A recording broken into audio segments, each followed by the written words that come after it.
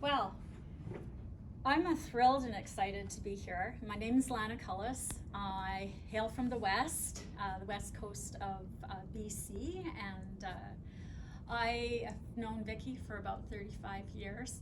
And I have to admit, I'm quite nervous tonight. And it's funny because I talk in front of people all the time, but I was saying to Vickie and Doug in the car, I think the reason why I'm nervous is because of the importance of the work that is showing up in Vickie's book, the conversations, the questioning, the taking seriously the possibility of mysticism in the now, not just the greats that have gone before us. And so I'm just going to ask you to take a deep breath with me. Yeah, and if you see me like winding up, you can just do some of those and it'll help. I feel like, however, that I've come home because I've just met this lovely lady and connecting, and it seems that wherever I go, where Vickie is, there's just community that is instantly awesome. And just there's something magnetic about Vickie. I said the other night at the Buddhist Center that Vickie has this gathering spirit, that she brings diverse communities together. She brings people of all different ages. And I must say what a privilege it is to be here and to see how so many elders with us here to support Vickie's work. I think that's a real honor when those that are older than us, although I have the crown, gather to honor and to learn from those that are younger. So I just wanted to honor that signpost.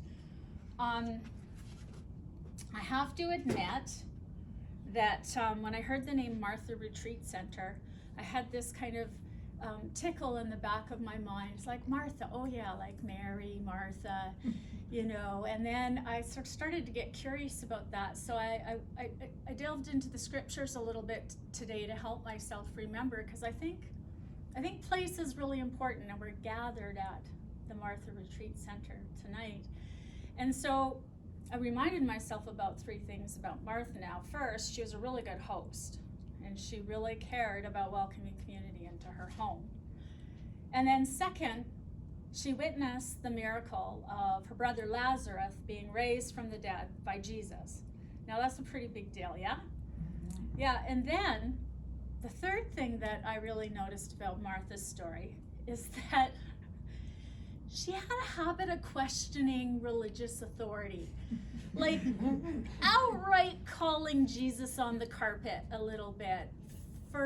And I think, though, that came from a place of trying to understand the wisdom or the teachings that Jesus was giving her, and trying to make that somehow mesh with the experience that she was having in her faith community. And so I'm going to put that on pause for a second, but I just want to ask you to kind of think about, for the next couple minutes here, what would it be like to have a friend like Martha? And I kind of have a little bit of an in, because I have a friend like Martha. Her name is Vickie.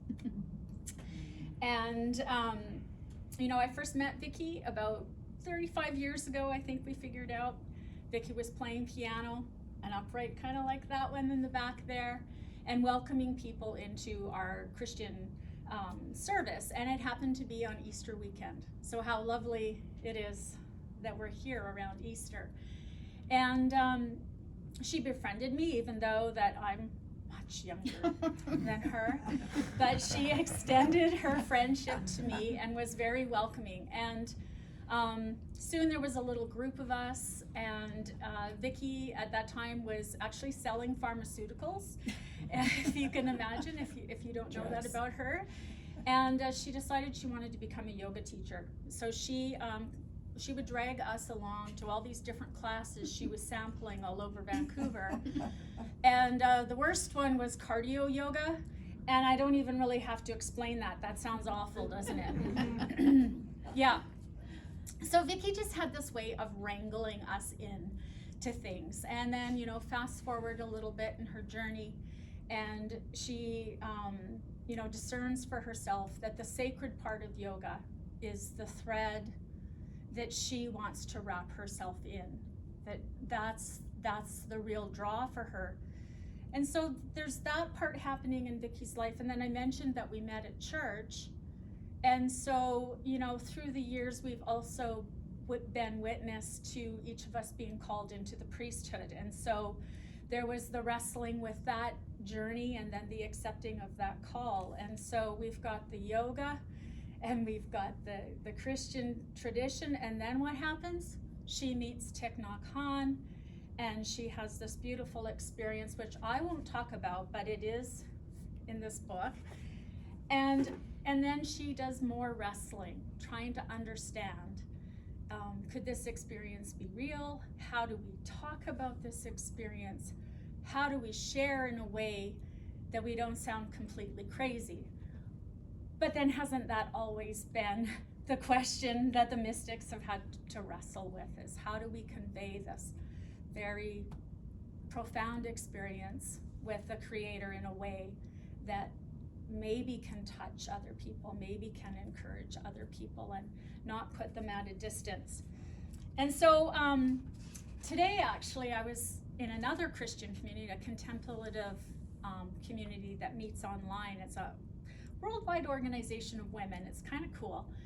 And one of them mentioned a quote by Barbara Kingsolver, the author, and she said that in order to be a great leader, you have to have equal parts of earnestness and ridiculousness.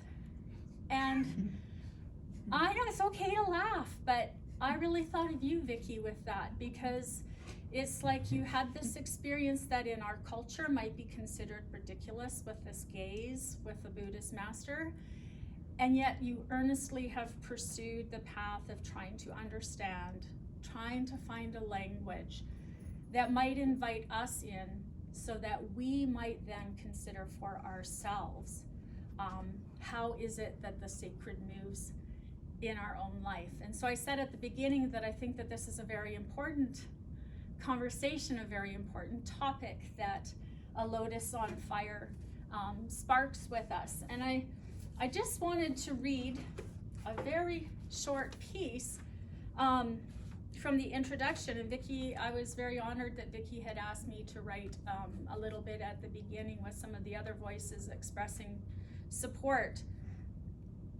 And I think it kind of ties up nicely all those disparate pieces that I just threw out there to you. Vickie articulates the sanctity of mysticism as an ongoing conversation between disciple and teacher, an interbeing between Thai and the Christ, and peace between Buddhism and Christianity. In A Lotus on Fire, Vickie bravely reveals the mystery of embodied communion. She beckons the reader to consider their capacity for listening, claiming, and naming personal conversations with all that may be known as sacred.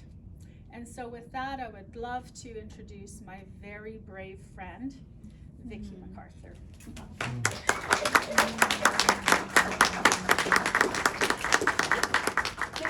Ooh, I have lipstick on. Oh. Thank you, Lana, my soul sister. Lana is also a writer, so I can't wait till her book comes out.